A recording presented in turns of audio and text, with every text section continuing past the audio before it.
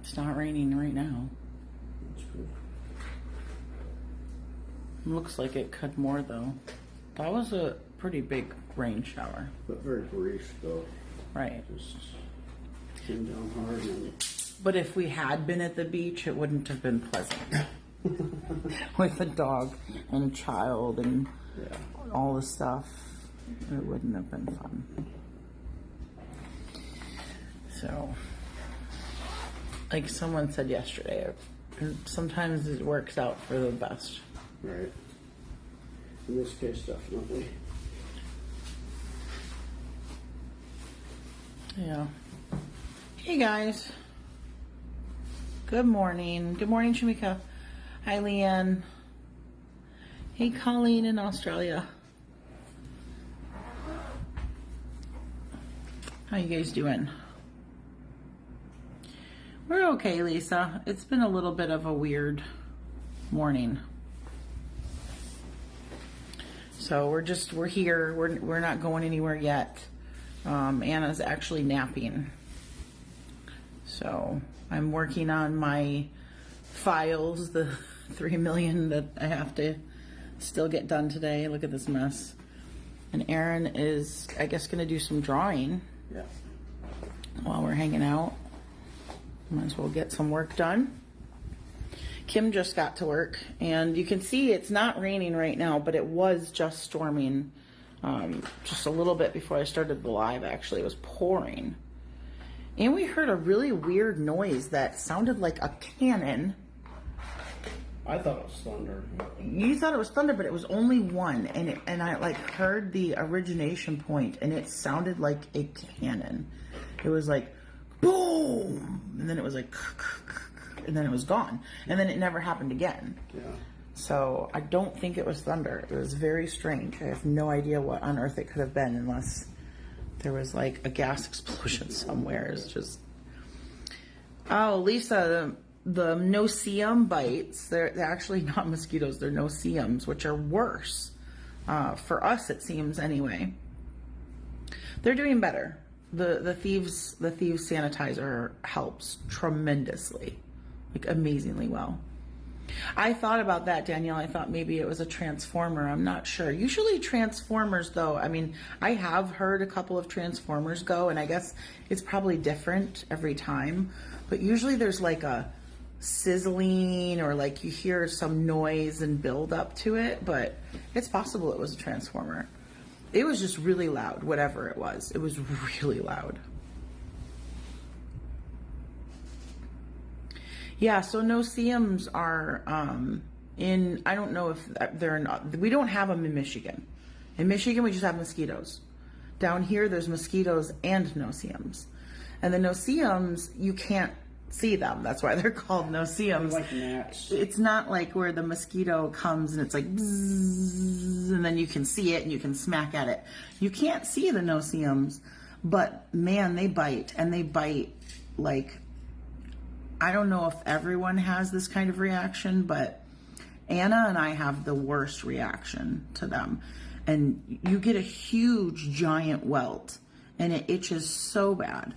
But if you put the thieves sanitizer on them right away, it's like a miracle cure. And I don't use that lightly, because I don't, I'm not all like, oh, this is amazing, but it is. It's amazing. I just happened to figure that out. Oh, there's a lizard. Oh, hold on. I just happened to figure that out back in 2021 because I had been chewed up really bad. And we had nothing. And I was like, well, I'm just going to put this sanitizer on it because I love thieves. And it worked. Look at that guy. I love the lizards. They're so cute. Speaking of weird home remedies that work, just like I had figured out that the thieves sanitizer works on bug bites, last night we had some chili from a local restaurant, and it gave me really bad like heartburn and reflux. And we do have Tums in the travel bag, but I didn't want to take them. I hate the way that Tums taste. And so I was thinking, like, what could I eat? Like, what do we have? Because we haven't gone grocery shopping yet that might help. And I realized I had 4 Persian cucumbers. And the Persian cucumbers are the little ones that you get in the bag. And I was like, you know what? Seems to me like maybe a cucumber might help. And so I told Aaron, I said, I'm going to try it. And I ate 3 of the 4 Persian cucumbers, and instantly all the heartburn was gone. Even when even when I burped, couldn't feel it. No spice. It was all just gone. I was like, wow, this is amazing. I'm sure it's a thing and I just didn't know about it. But yeah, if you ever have really bad heartburn or acid reflux, try the cucumbers. And I don't know if like regular cucumbers would work. I usually only get the English cucumbers or the Persian cucumbers, but it worked really well. So we are not at the beach, obviously. This is not the beach. I don't think the beach is happening today. If anything, it will be a very brief stop just for her to walk in the sand, and that's it. Because, we already expected that it was going to rain. So we were like, okay, that's not going to work out because it's going to be storming, but we'll keep an eye on the weather. And so when I got up this morning, I checked the weather, and it looked like it had pushed off until maybe like 2 p.m., like a little bit later. So I was like, well, if we get out the door, maybe we could do an hour at the beach. Like, it might just work out. And then we thought about taking her to another like local place to check some stuff out, and then we'd go to Costco and get our groceries. Well, we hurried up and ate some breakfast, and we're getting ready to get Anna dressed to go. And I don't know, she just woke up this morning really kind of crabby. And we've been having an issue with her lately as she seems to be becoming more teenagery with some sass. And man, she was getting ready to go, and she just laid into it. And we were like, warning, this is not going to end well. Correct yourself. And she was like, double down. I'm going to double down. And I was like, okay, last warning, because I'm not going to reward you for being mean and talking, with a nasty sass voice. She didn't care. She was like, nope, I'm on a roll and I'm going to continue it. So I had to put my mom foot down and say, all right, we're not going. I'm not taking you anywhere. So she is napping currently. So that's why we are home right now. She is getting older, Claire, and it's like I haven't had a teenager in many years, so now this is all kind of coming back. And I'm just trying to figure out the best way to get her to understand that, I understand your feelings. And I've always let Anna have a voice. I've always let her tell me how she's feeling. I've always listened to her. I've always tried to work with her. But there's a difference between vocalizing, what's going on, and just being nasty just to be nasty. And yeah, that's what I said, Claire. I said, you know what? She did sleep all night, but she did go to bed kind of late. And so I said, you know what? Just go to bed, take a nap. We'll try again when you wake up. I'm not gonna... The girls seem to be worse at the preteen sassing. Oof, man, but Penny, the thing is, we understand sass is going to happen. That's just part of being a kid, right? Usually, you exchange some words and it's over. Not a big deal. It doesn't have to derail the entire day. But the way that she just would not let go after she was warned, it's there's got to be consequences. If there's not consequences, you're never going to learn, right? Right. Fiona says bad behavior always has consequences. That's true. And it's kind of it's the same thing that we tell you guys. We tell you guys with your comments. We're like, look, you can say whatever you want. You have complete freedom of speech. You can type into our chat whatever you want to say. You are free to do that. But you are not free from the consequences of that. And that's with anyone, right? Like, you can do and say whatever you want in life, but there's going to be consequences. So when she was given, you know, one warning and then a final warning, and she still didn't turn herself around, then it was like, okay, I guess, you know, it's unfortunate. It made me a little sad because this is like her last day before starting her treatment. And I'm like, man, you kind of blew it, you know? Like, I wanted to take you out and do fun things. I really did. But I can't reward that kind of sassy mouth. So sometimes you have to be a parent. Sometimes you don't get to do what you want to do. You have to be a parent instead. Claire says, will she be apologetic when she wakes up? Probably. I would imagine so. She's typically very apologetic. But the thing is, she already apologized. She apologized once she was settled into bed for her nap. And I said, look, I think that you're not actually sorry right now. I said, I think you're sorry that you got in trouble. And that's not the same thing as being sorry for the behavior, right? Like, everybody's always sorry after they get in trouble because nobody wants to be in trouble. Nobody wants those consequences. But just being sorry for getting in trouble, that doesn't prevent you from doing it again. Like, you have to be actually remorseful of the way you behaved and the way you talked to me and the way you talked to Daddy. So hopefully when she wakes up, she'll have thought about it and realize that, you know, that's not the way that she wants to have conversation with us. So... yeah, Sherry, that's true. I know that girls typically these days are hormonal earlier. However, most of that, or a lot, I shouldn't say most, a lot of that is tied to the hormones in like milk, although a lot of milks now have eliminated those, what is it, RGBT or whatever, hormones. But it's like a lot of stuff that's in our food. And I feel like she doesn't drink, she's never drank cow's milk. So I feel like she doesn't get a lot of that environmental.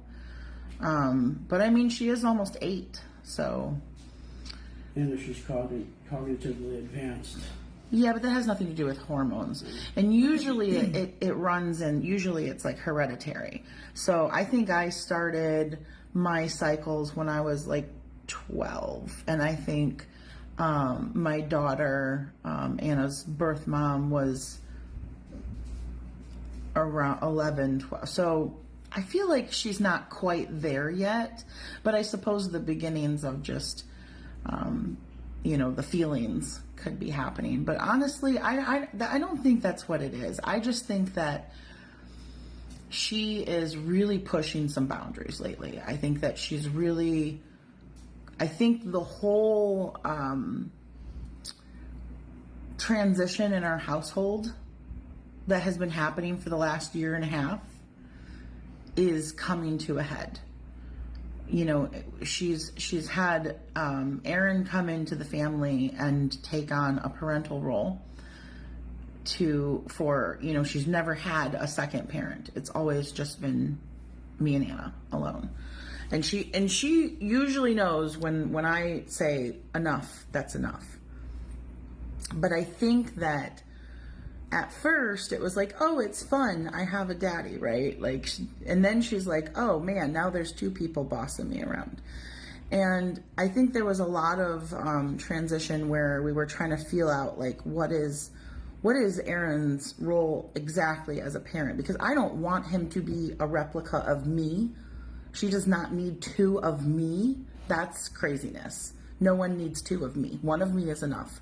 So, you know, he has to find his own ways of parenting that aren't replicating my exact ways of parenting. I think that's really important for her. And especially with us figuring out now that she may have an autism diagnosis on top of everything, that also seems to amp up. I know when my son was diagnosed, back then they called it Asperger's, it was around 7, 8 where things really started to get intense with him.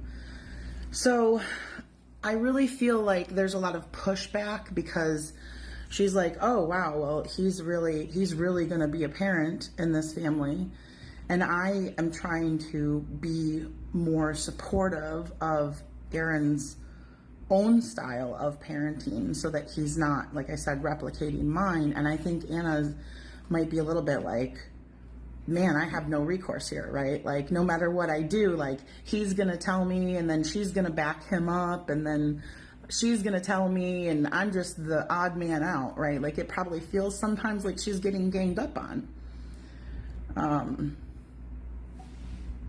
I don't know. Those are just my thoughts. I'm just kind of bleh, you know. But either way, there has to be consequences, and she is intelligent enough and raised well enough that she knows right from wrong, and she knows that sassing is not okay. So I can't just like allow her to do that and then take her to the beach, right? Like that's so confusing. And I know that a lot of you aren't going to agree with me. I know that a lot of you are going to be like, but it's her last day before treatment and she's so cute, and how can you do that to her?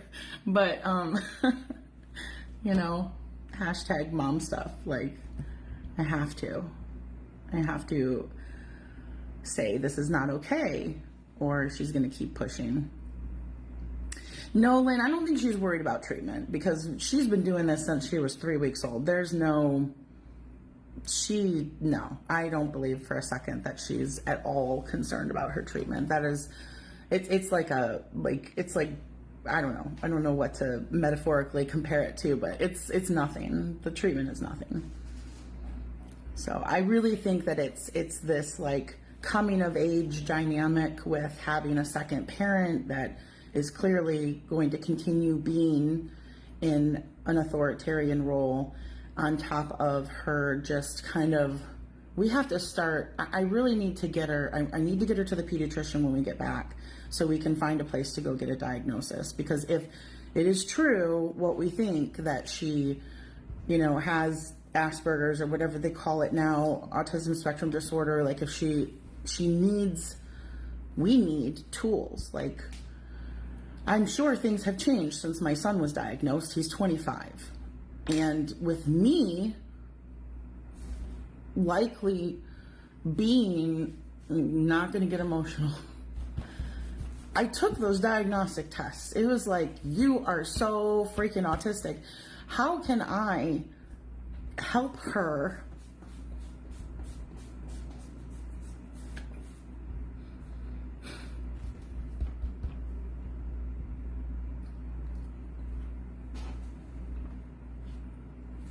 if I don't think there's anything wrong with what she's doing?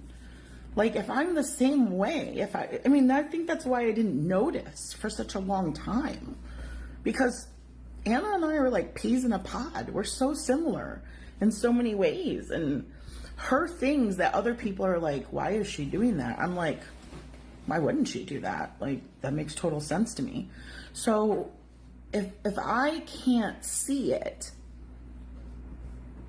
because I do it too, you know, then we need double tools to figure out how to, like, I have to figure out how to be in the world. I mean, I know you guys have noticed. You guys can't sit here. I see you guys commenting saying, I don't know how you can say that she's autistic, blah, blah, blah. I've been following you for years. Come on. You guys know, and maybe some of you just think that I'm a jerk, and that's why.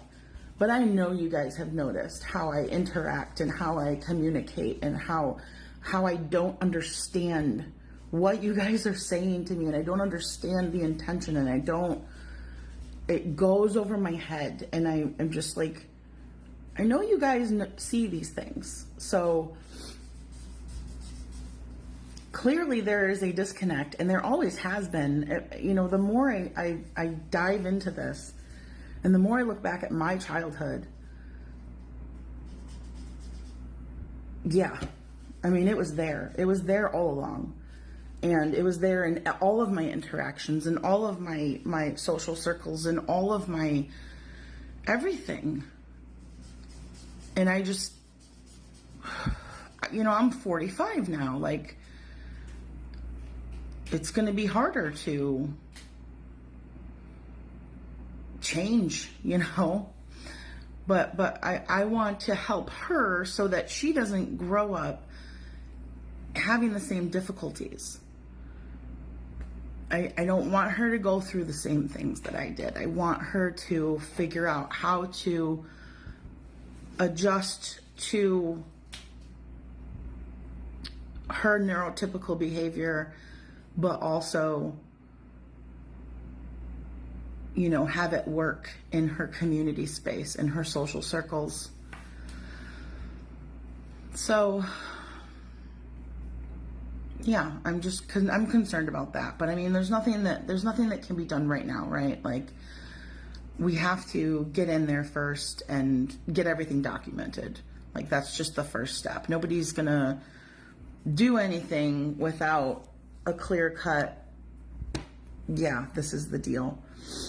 So that's next steps. Like right now we're here for her physical medical treatment, and we have to get that done because her foot is regressing. But once we get back home, that's my priority, is to figure out, you know, an exact, I can't really do it for myself right away because it's too expensive. They don't cover it, but hopefully I can do it for her. And then we can start kind of figuring out, like, you know, how do we navigate this? How do we navigate this now together? This is like a whole other layer, right? We've got all these layers of things going on, and this is a whole other layer, but I think it's important. And I think the timing is good. You know, if we've got all this going on with adjusting to, okay, Erin's not going anywhere. This is your new norm. You've got two parents now. And we've got all this going on with, okay, you've got to, you know, figure out how to be in the world. And then we're heading into preteen and teenager. It just, you know, maybe it's good timing.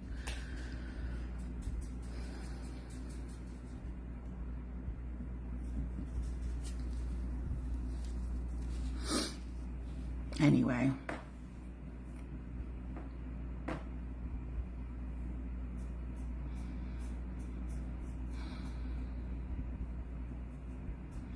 No, Dee, I don't think she's nervous about, I mean, she doesn't like the saw, clearly. She doesn't like getting her cast sawed off, but I don't think she's nervous about that.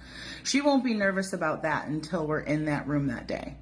And even then, she'll pump herself up and she'll be like, I've got this. And then as soon as they turn the saw on, that's when it'll set in. That's the thing about Anna. She's not, and Erin's noticed this too. Babe, you want to talk a little bit about, like, with her chess and with her behavior?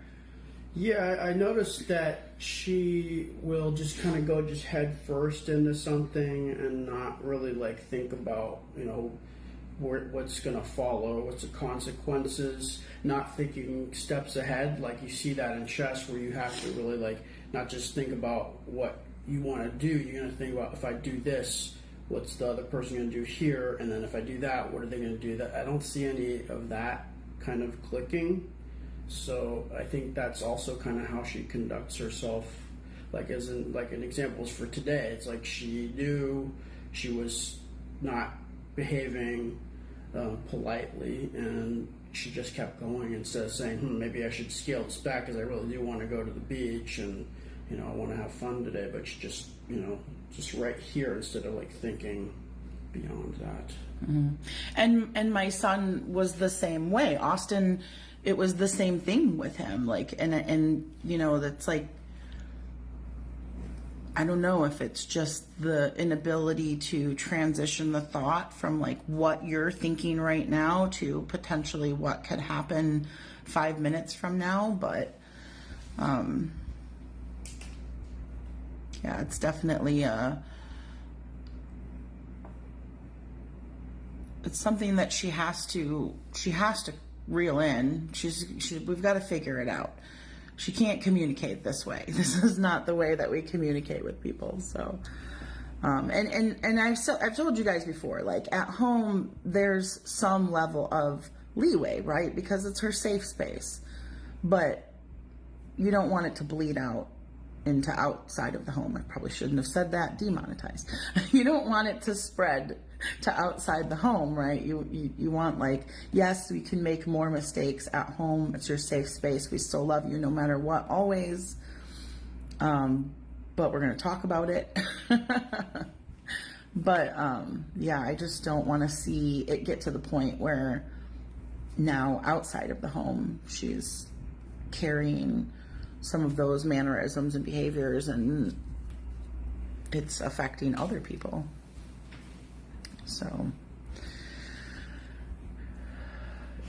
no, Kathy, there's no jealousy. There's no reason for any. It's not jealousy. It's just that she wants to be the boss. She wants to have like a say, and she does get to have a say to a point, but she's just getting older, and she's trying to assert her, like, I have a place in this house, and he's new here, because he still is new, a year and a half is still new. She didn't grow up with him around.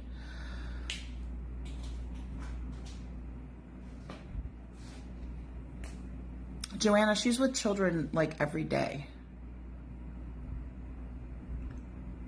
Every day when she has class, she's with numerous children for hours. Yeah, Sandra, I think a lot of it is normal, just maturing and like you go through these things when your child starts to go into preteen. And yeah, Diana, that's true too. I mean, she's definitely gifted, and I've been in a lot of gifted children's support groups for years, and I see moms talking about this kind of stuff all the time. So, but it all kind of goes, it gets a little convoluted, right? It all goes hand in hand. You've got a child who has extreme physical needs, right? She's a physical disability, a rare one at that. She has, she's clearly, her IQ is far above the range of the majority of people. That's been tested, that's documented. So she's got this gifted side of things going on, which is always challenging for parents to navigate. And now we're looking at most likely an ASD diagnosis. So we've got, like I said, layers. There's layers of things, and they all kind of intertwine in a lot of ways too. And it's very common for people who have one thing going on to also have something else going on. So we just have to, figure out what's what. And oh, Diana says, my son was a Davidson Young Scholar. Please check that out. So I wasn't going to get her IQ retested because they told me when they tested it the first time that there's typically only a 15-point deviation. And so it would stay within that range her whole life. But that is the one program. I have no interest in Mensa, but I did want to get her into Davidson Scholars. And in order to do that, she has to have her IQ retested. But the problem is, because of her physical disability, they have to do a very particular type of testing. It's a special testing that a lot of, like, most test proctors don't know how to do, because she can't do the standard IQ testing because some of it is timed and requires physicality for the timed parts. So I need to find someone who has that little niche of, ability to test her with that accommodated testing in order to get the documentation to submit for Davidson Scholars. But yes, that is a fantastic program. I researched it back when she was like 3. And that's money too, because the IQ testing is not paid for, so you have to pay for it out of pocket. It's typically like $1,000 or more. I'll look into that, Diana. I didn't look into the applying with a portfolio side of things. I will look into that. Thank you for the reminder. I haven't thought about that in a while.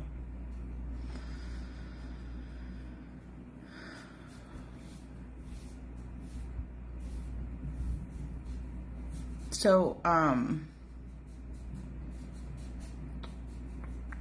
sorry, I'm just reading some comments. I haven't been reading your comments.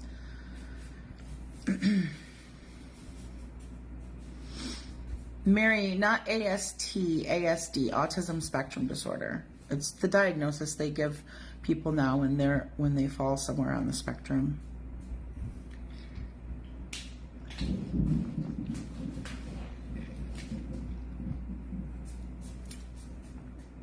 What's next for us three? I didn't see who asked, but well, Erin is drawing right now.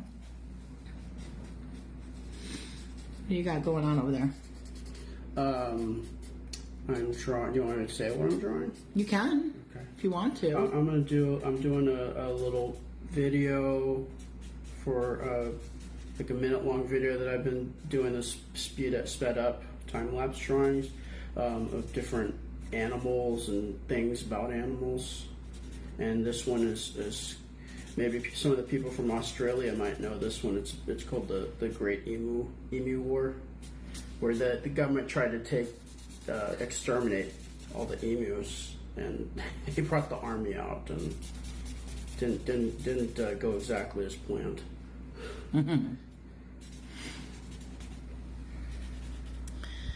So that's what Erin's doing. I am trying to get through these files that I have to move off of my drive. Anna's napping, and then when she gets up, we'll have a conversation with her, and hopefully, it will go well. I'm sure it will.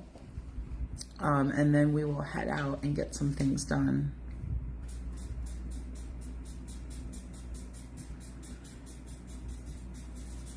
James, that's a good question. James says, have you seen the sass level go up since she's had free time away from her classes? I mean, yes, but I said day one, like clearly the lack of structure from her being on a break is not working well for her.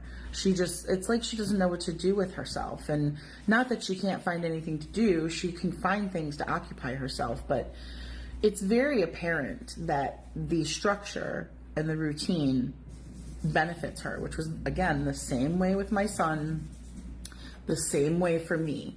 So I can definitely like triangulate and see these similarities and see these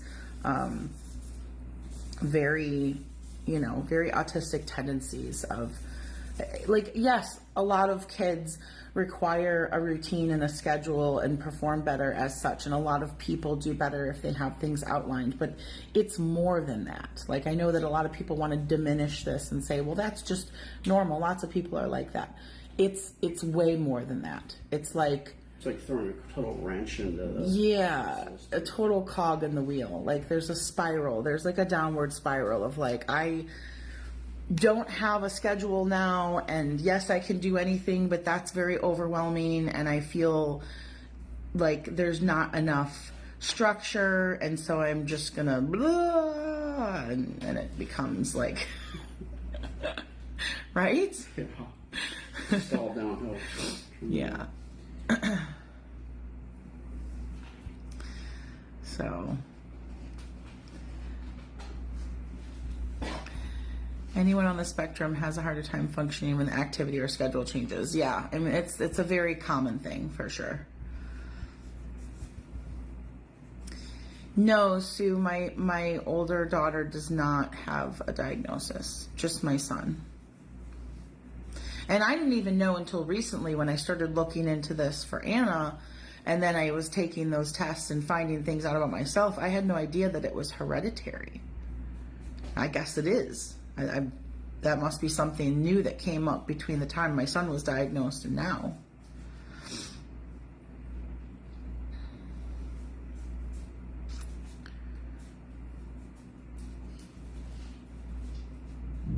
How long will she be asleep for until she wakes up? Yeah, until she wakes up.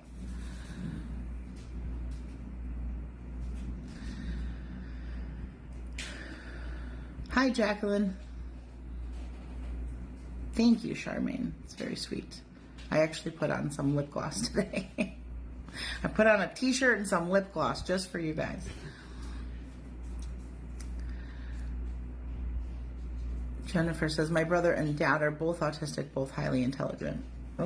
Like most, I think autistic people are highly intelligent. I think the differences come in the level of ability to communicate and, verbal versus nonverbal. Thank you, Rebecca. I don't typically wear this color. I feel it's very girly, and I'm not a very girly girl. So,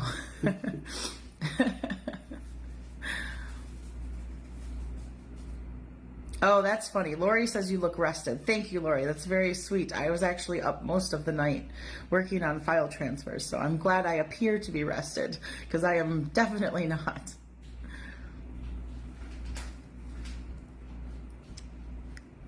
Hello in Italy.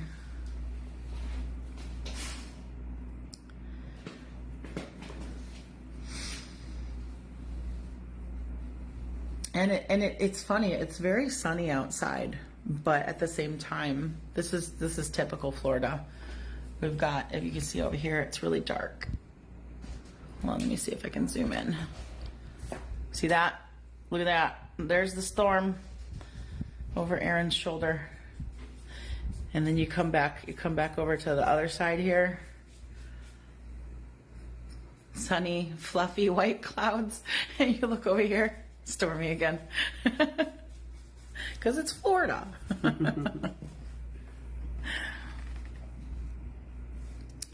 What's next for you and Erin dealing with Anna? Well, when she gets up from her nap, we'll have a talk with her. Talk to her about, why the way she was talking to us this morning wasn't okay. She already knows, but, reiterate. See if, how much it resonated with her. Let her do some talking and see what she has to say. So yeah, that's what's next. We'll just have a conversation with her and see how it goes. And usually after she's had time to kind of think about what's going on, she gets it, but it doesn't mean it won't happen again. Thank you, Kat.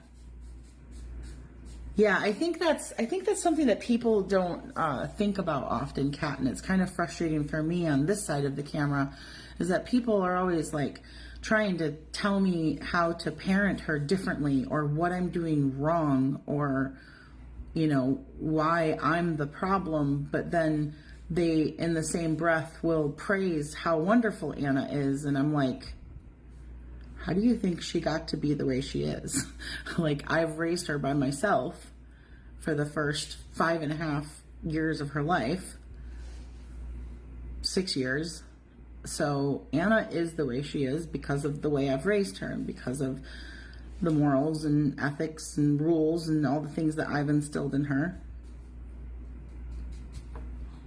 So you can't have, it doesn't work both ways, right? Like, if you think she's a terrible child and she's, whatever, like, then okay, then you can come at me about my parenting.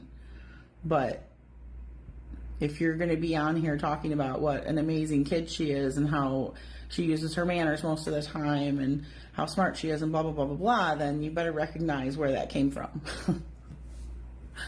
Because it can't be both ways. And I'm just doing the best I can. Like, this is my 3rd time around. She's my 3rd child that I've raised.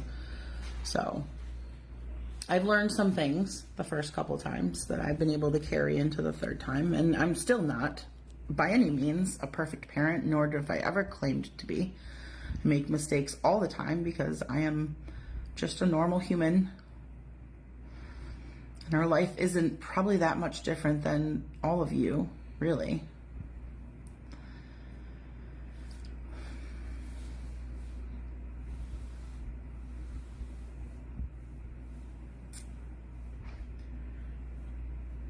Jacqueline says, oh gosh, wait till she's 16. That's how my first daughter was, Jacqueline. She was like not very many problems at all. Like, such an easy child until she turned, I think it was like the tail end of 15 going into 16. And then it was like someone flipped a switch and it was like, what are you doing with your life right now?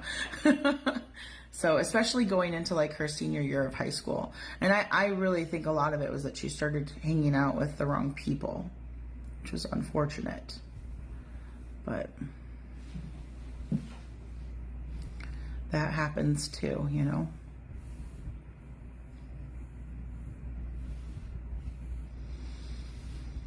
Yeah, Roberta, absolutely. I don't need anyone to tell me that I'm a good mom. Like, I know how hard I work. I know what I do. every second of the day, and I can see in my child how that resonates. And so I know that in a lot of ways I am a good mom. And again, I make mistakes all the time because that's what we do, because we're human and you have to learn. But I'm very comfortable in the way that I parent her and don't require any advice or, like, I'm not looking for ideas in that regard. I would be curious to know, if I'm going to ask you guys for any like ideas or advice, I would be curious to know some of you who have had specifically girls when they got to the point in their preteen years where they were getting really vocal and sassy. If you feel like you had a method that worked, and I don't really want to hear like authoritarian regime, like, oh, I smacked her, I, like took everything away. Like, I'm not interested in that kind of stuff. I'm looking for ideas that really, like, you were able to talk to your child, or things that you did that really like resonated with them, and they were like, aha, this is why I should not be that way as much as I possibly can. Because I don't know, like, I always talk to her and try and explain to her, and of course I know that she knows the benefits of being nice versus not being nice, but I'm open to ideas in that regard.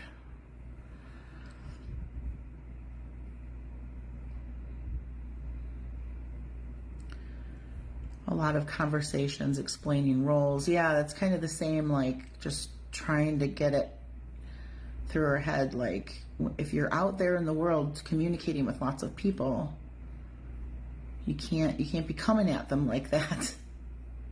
Well, I told you to do this. Well, no one's going to respond well to that. No one.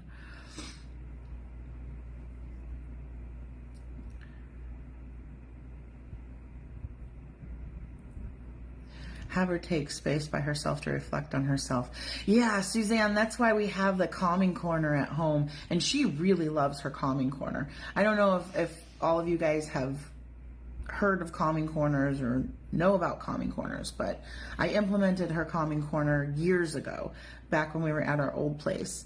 And it's basically just a comfortable little space in a room, corner, or wherever, where it's like a nook, like a cozy little nook. And you give them a comfortable place to sit, and you give them some posters on the wall that help them identify feelings and think about what's, so they can really think about, like, how am I feeling? How is it affecting me? She has books that talk through like emotions and behaviors and tools and solutions. She has like little dolls that she can like do kind of role play and stuff with. She has fidget toys. If she just needs to like sit and chill, she can sit and do those. And she really loves her calming corner. So if you guys ever have like, if you have younger children that you're bringing up, that might be something to look into. Ask Anna how she feels about being on camera all the time. I do. We just had a conversation like 2 days ago about that. Anna and I talk about that frequently. And she is very comfortable with being on camera all the time. And she is the one who continues to drive all of this. If Anna ever came to me and said, I don't want to do this anymore, this would all go away. But that is not her feeling about it at all. She actually very much enjoys doing this. She enjoys sharing her story. And I check in with her very frequently about that. We have many, many conversations, and we always have.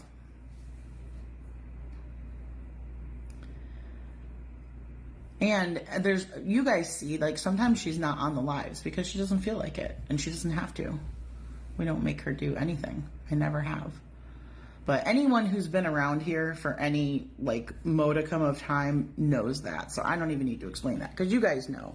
You guys know our setup. You guys know our situation. You guys know how she feels about doing this. Like, anyone who's been here for more than, a little bit of time already knows that about us.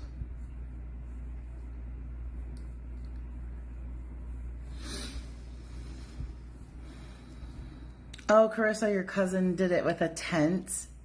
Old magazines she can rip up. Ooh, that's cool. I like that. A little bit of decompression.